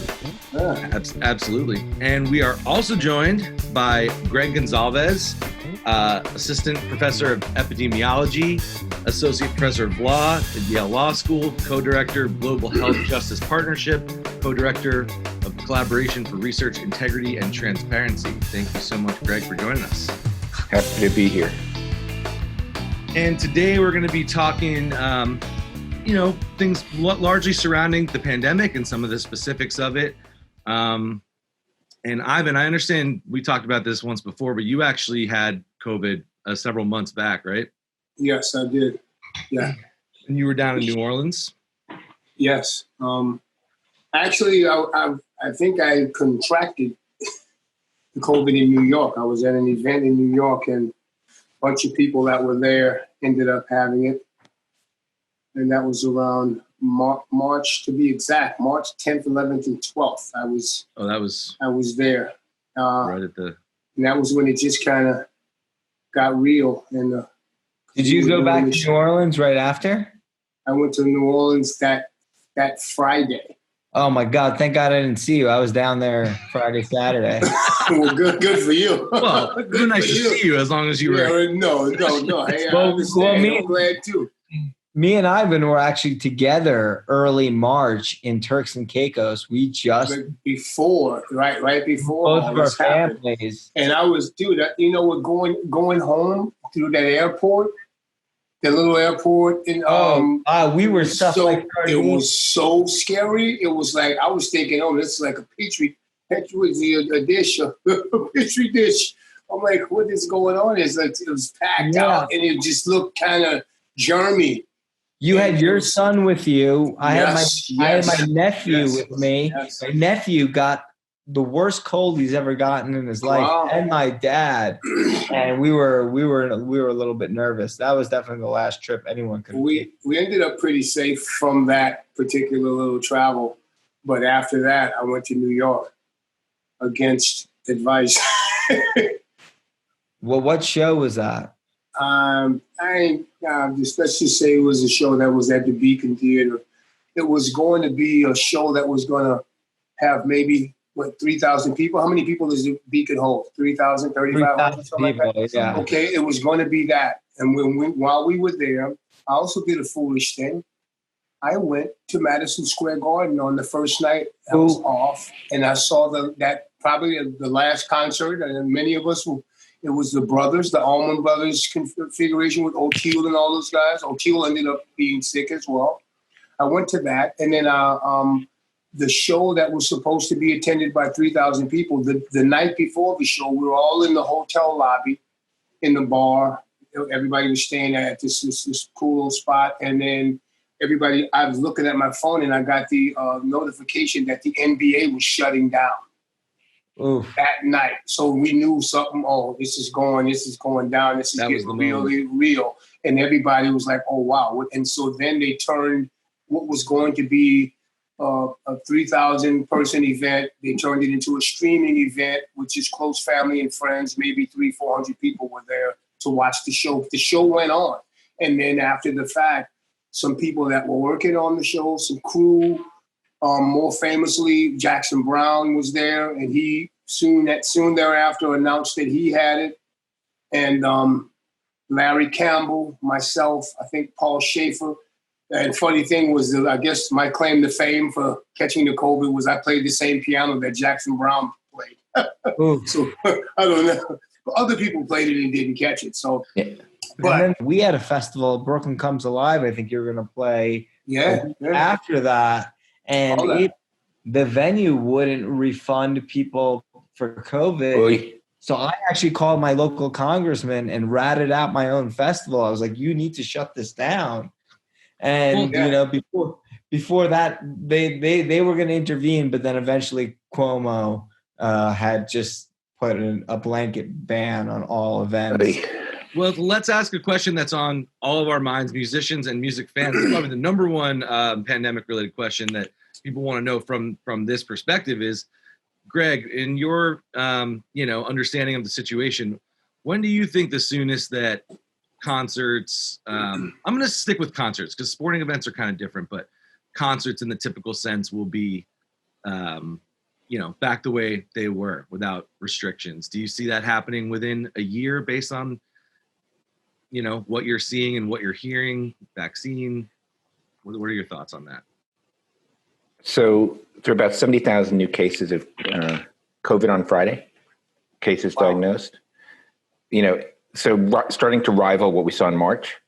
So we're seeing like whether it's a wave or it's 3 peaks of the same wave, whatever, it just keeps getting worse. And so this winter is going to be really a bit of a nightmare because we're all going indoors. It's flu season. People are tired of this crap and letting down their guard. And so the winter is going to be a little bit of chaos. So I don't see sort of normal human activity resuming over the next few months. It's hard to tell what's going to happen. And projecting out a year, 2 years is hard, but I think this is going to be at least into the first half of 2021 that we're going to be having these restrictions. Hopefully in January we have a new president and we get to, scale up testing, put all these mask requirements in place. We said everybody has to get their ventilation of their theaters in shape. All this stuff gets to happen. But we basically spent 6 to 8 months sitting on our hands in the US. So we're in trouble. And so normal life, including concerts, maybe towards the end of 2021, it's not something anybody wants to hear. But indoor events with a lot of people, it's going to be hard to do. Well, they're doing them, right? I mean, they're doing them as campaign rallies. So yeah, well, I mean, who's that? I'm not going to that. Otherwise, it's a super spreader event. Right? Outside is different. Outside, you can, as the weather gets nicer in the spring, or if you're in California or someplace else, you could conceivably seeing, outdoor concerts with people spaced apart. Yeah. But like outdoor amphitheaters where people are still sitting on top of each other without masks, not so much. That's crazy. And what's funny is that that a lot of people are pretty angry with the mayor of New Orleans because I think our percentage, our positivity percentage is pretty down where it needs to be, but she still won't completely open stuff up. And she still got it. We were at a 3.2, phase 3.2, where things are kind of opening up a little bit, but she won't allow certain aspects of live entertainment. And for good reason is because, and first of all, and also when people start drinking, they loosen up, and some of these people are already kind of crazy and not behaving properly anyway. Get a few drinks in them, that's New Orleans. People, and so they're maintaining a certain aspect of being shut down, and people are getting angry about it. But you can't have like horn players playing like in an indoor space. That stuff's, imagine the 6 feet thing, right, Doc? And you got horn players with this stuff spewing out. So you got singing. You'd have to have plexiglass and things like that in place, and the air filtration systems that need to be. Those things are expensive. I did a recording session in August that was for music for a film, and they had it, but it was done by Netflix, so they had money, and they had us. They had a doctor there twice a week. They had nurses that were there every day. They had air systems in every room where they would have us, like, it was some tight protocol. And there was maybe 30 or 40 of us on the job, and their goal was to get through this job without anyone getting sick, and no one got sick. One person gets sick, the job shut down. Yeah. So no one got sick, but they had these air filtration systems in every room, and we were only allowed so many in a room at a time, all this stuff. We were there for 6 weeks, and we were in a semi-bubble, similar on a much smaller scale, but similar to the NBA. We weren't allowed to go and really see anyone, go to our hotel, which no one was staying there but us, and to the studio. And it was very strict, and sometimes it seemed a little overboard, but it was necessary. And I'm glad we did it like that. We made it through this job. So I have two questions. One is for Ivan, real quick. What are you working on in a little bubble in Netflix? Well, I can't exactly tell you, but we'd have to kill you. Exactly tell you. But we were doing music for a film. Okay, so this was in the works. We were planning to do this right after Jazz Fest. That's what the original schedule was. And then when the pandemic and everything happened, this was still on the table as something that we were hoping to try and do. But obviously, we knew it was possible that it wasn't going to happen. But they were able to put the things into place to make it happen, and they planned it. We ended up doing it in August instead of May. I think like Kevin Hart did something like that also, but I think there's just so much misinformation out there about how the virus is spread.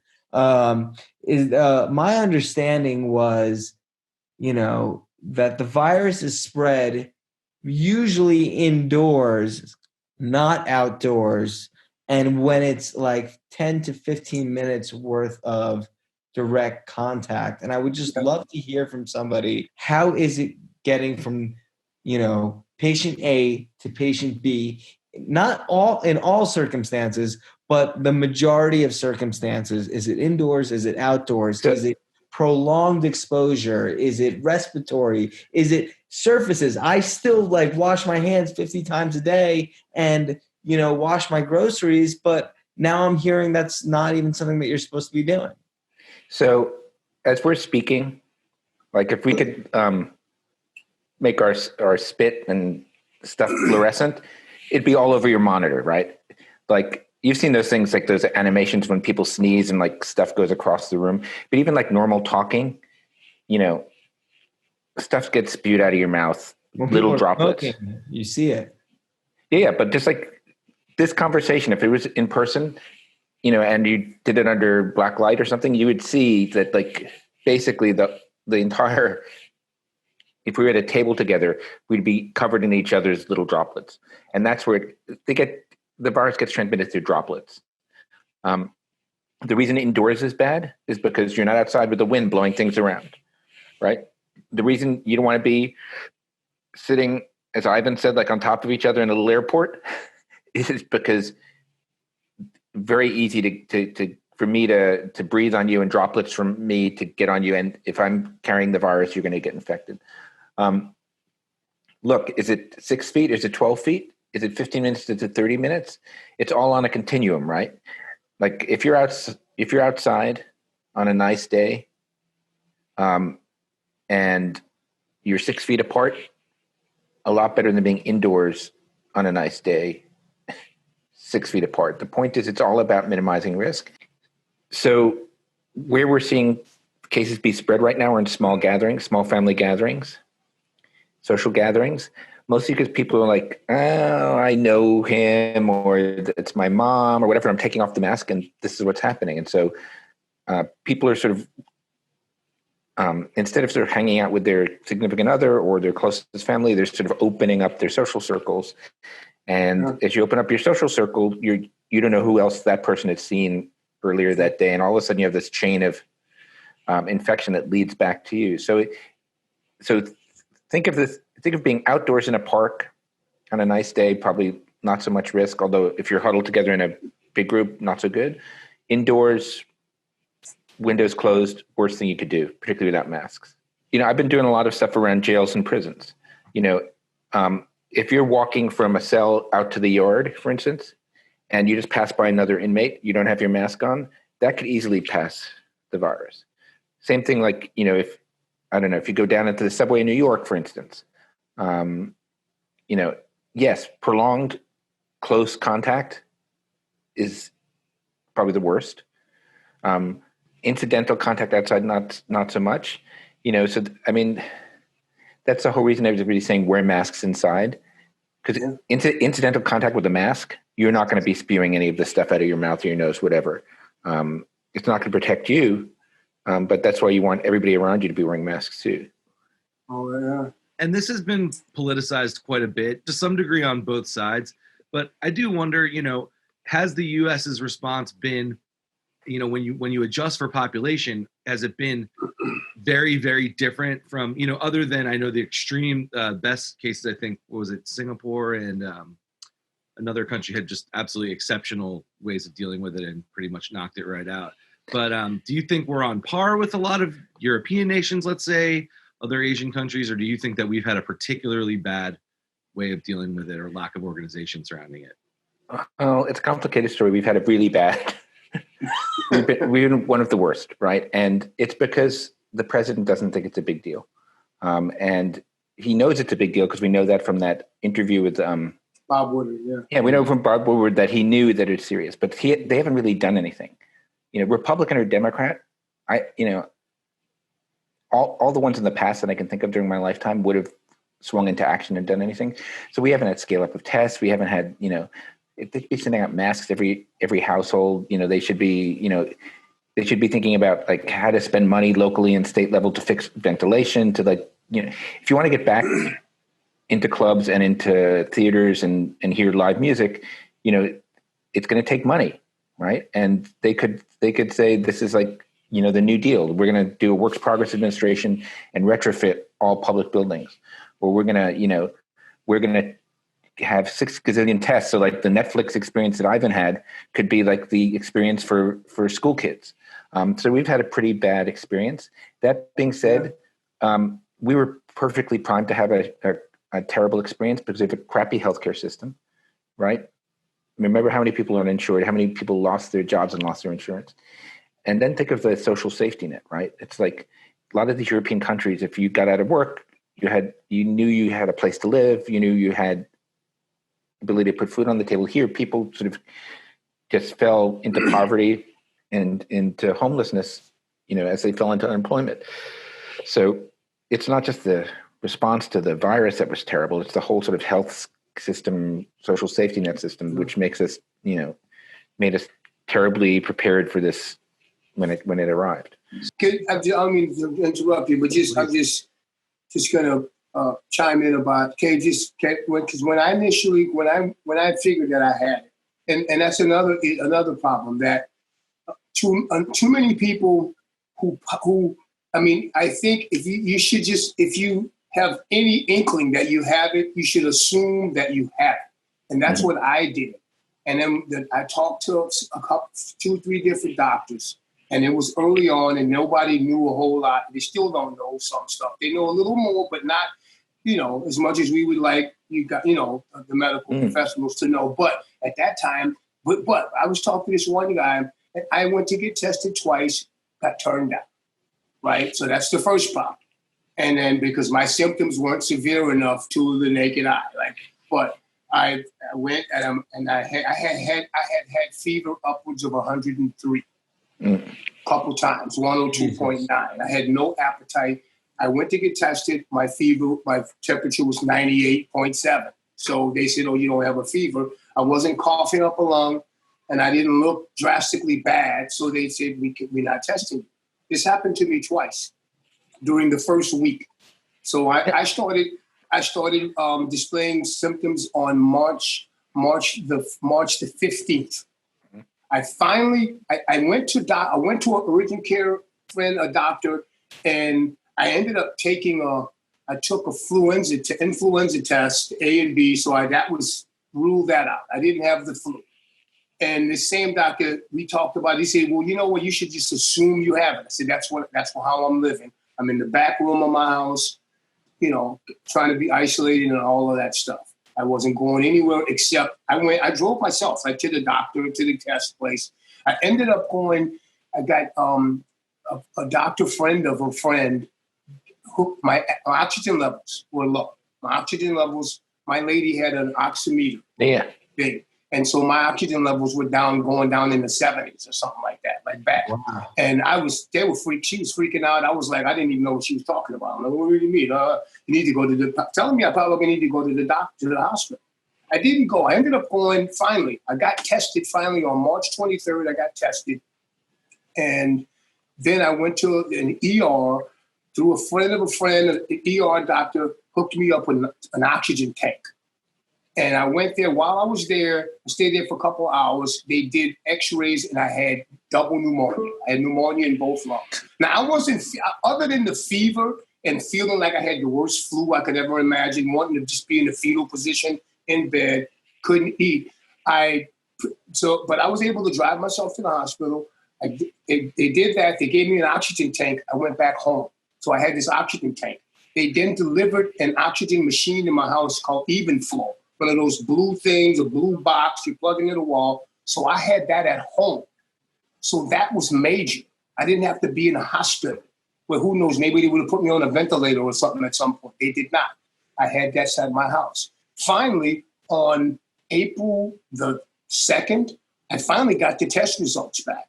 I was positive, as was others in my household had tested positive as well. We had it.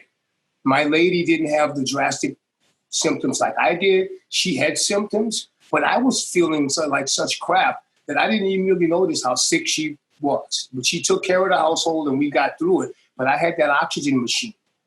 And the time it took for me to get the results from March 23rd to April 2nd. But see, I'm not running around saying, well, I don't know if I got it yet or not. You know what? I'm going to act like I have it. I'm going to stay my mind home. No, but and get through it. Yeah.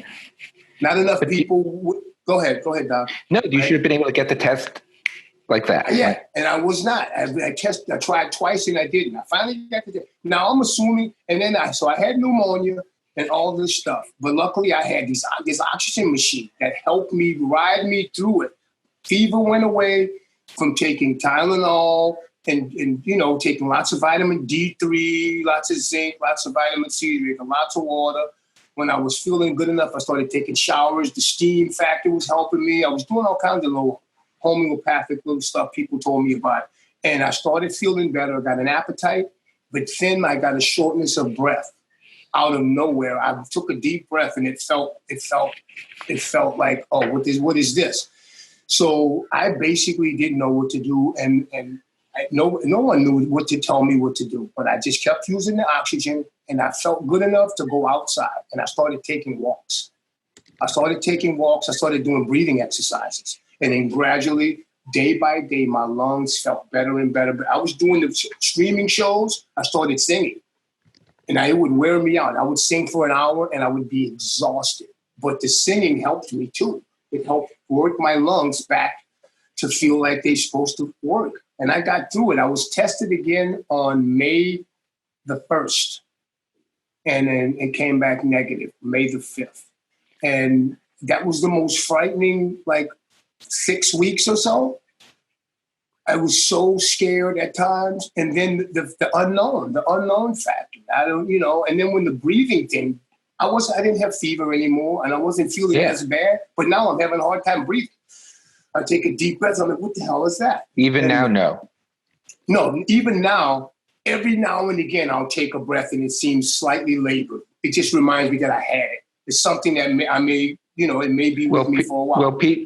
Well, people have long COVID. They have long-term complications. Not everybody. Well, I was going to ask about that. My wife's parents had gotten COVID, and once my father-in-law had gotten COVID, they wouldn't even bother testing my mother-in-law because they just assumed that she had it.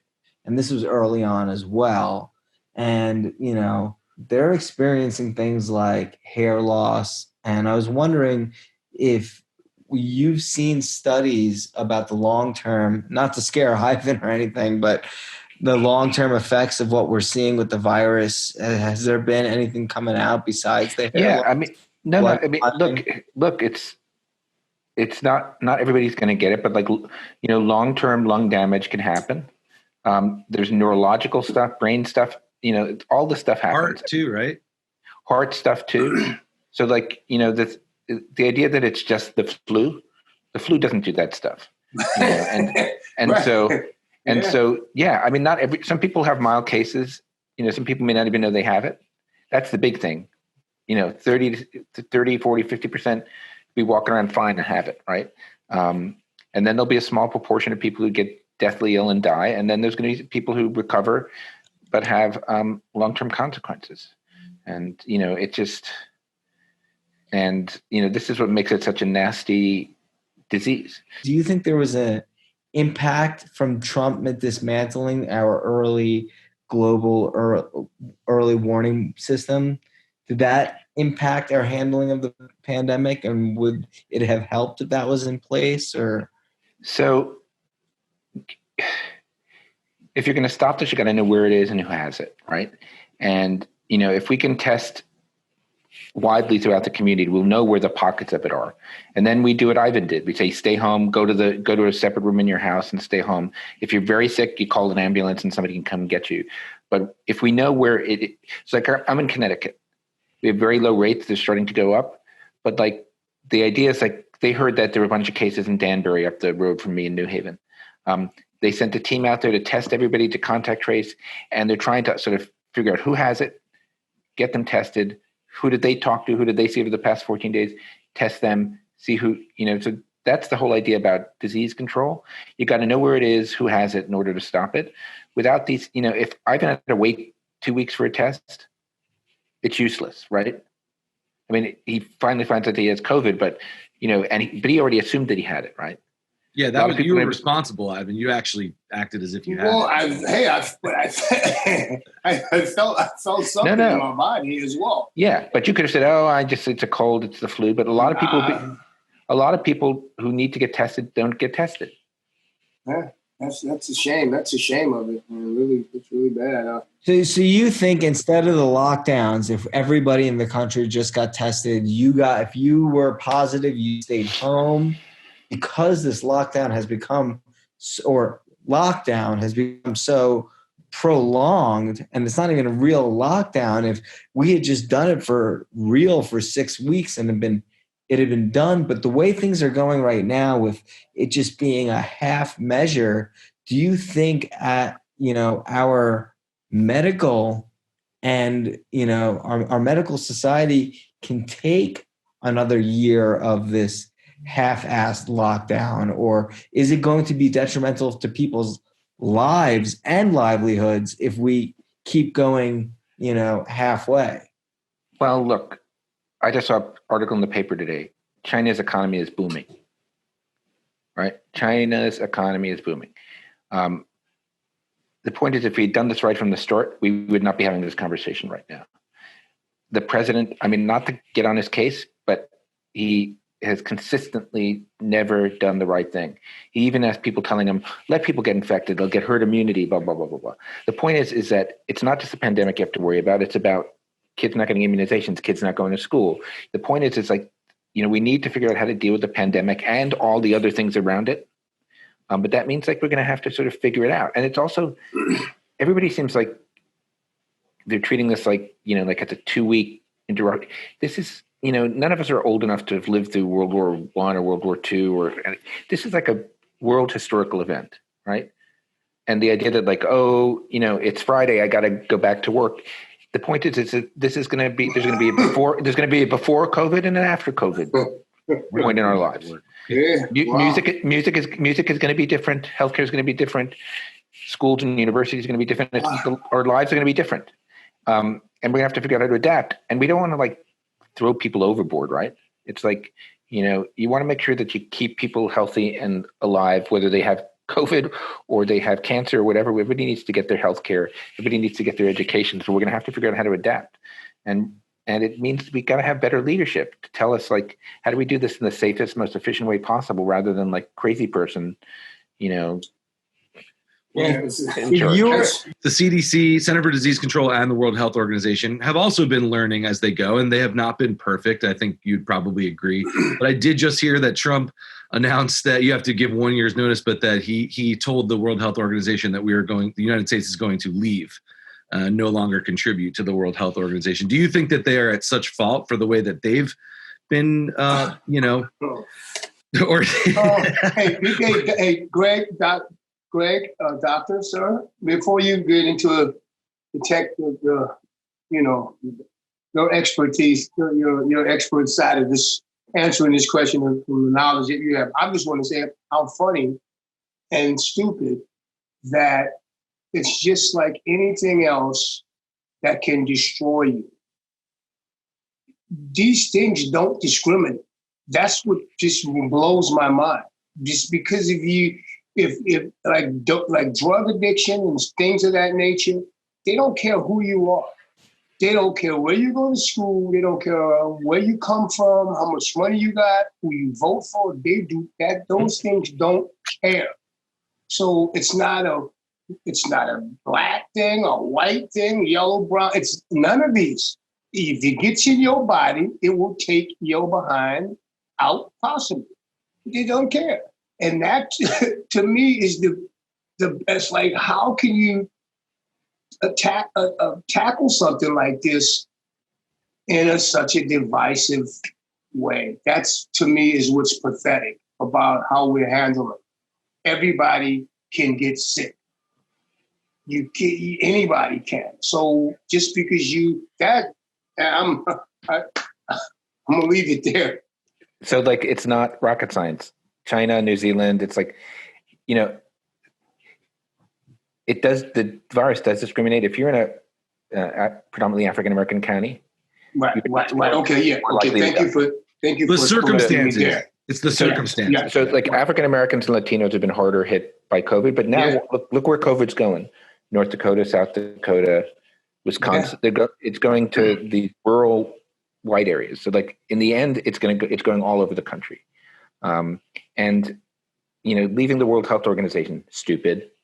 Interfering with CDC, the Centers for Disease Control, and the National Institutes of Health and Food and Drug Administration, stupid. Even if they get things wrong, right? It's they're trying.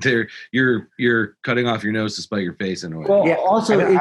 Is the information coming from the CDC? Isn't that now all going directly to the White House? So do we even trust the data that's coming? Well, but that's I spent most of my time in the 80s and 90s fighting HIV and getting arrested and criticizing the government. And so I get it. The government needs to come in for some criticism, but in general, CDC should be front and center in the response to this pandemic, and they've basically been muzzled. And said they put somebody in the White House in the director's office, and they keep a tight leash on them. And so you used to work with Deborah Bricks as well, right? I didn't work with Debbie, but I know Debbie. But I was an activist. She was a government scientist. But Trump appointed some bad people to advise him, so they tell him what he wants to hear. Fauci, I've known for a long time, and I trust him. I think he's trying to do the right thing. He's not being cowed by what he's being told by the White House. But it's just we shouldn't be in this place, right? We should not be in this place where we're having this conversation about there's going to be 400,000 dead by the end of the winter. Well, thank you very much. Thank you. Nice talking to y'all. Thanks, Ivan. All right, Greg. All right, Coach, Dave. Bye, all. All right, y'all. Good talking to y'all.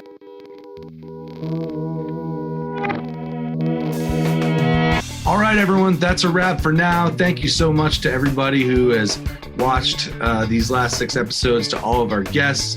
We really appreciate it. We look forward to doing more of these again in the future. And we're going to leave you here with some music. This is Neil Francis covering a Parliament song, Coming Out of the Rain. And if you haven't checked out Neil Francis's album Changes from last year, please do. It's really incredible. So we'll leave you with this, going out with some music. So peace, everybody. Go vote tomorrow. And we love you. Keep your mind in tune.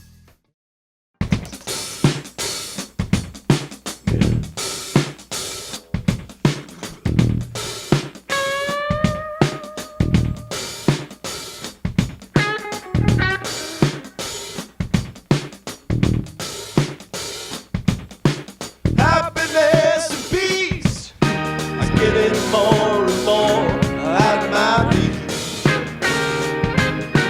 Fight is the revolution, seems to be all the people wanna preach, yeah. Gunning down your brothers, molesting your sisters and your mothers in the streets.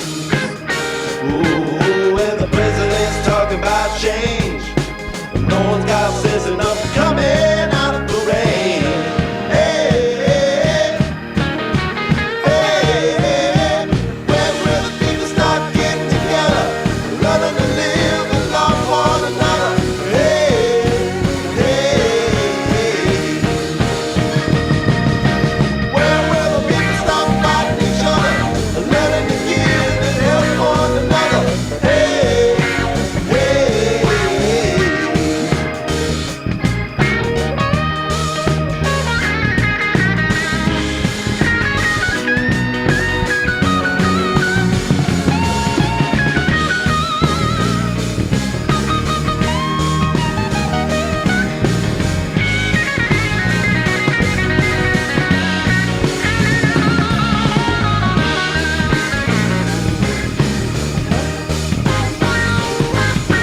Boys before the age are being sent from the cradle to the grave. Boy, gun in the head, tell me that y'all killing another man, yeah.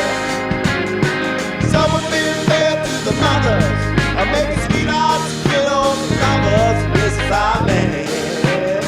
Ooh, and the president's talking about change. No one's got sense enough to come in out of the rain. Hey, hey, hey, hey. When will the people start getting together, learning to live and love one another? Hey, hey, hey.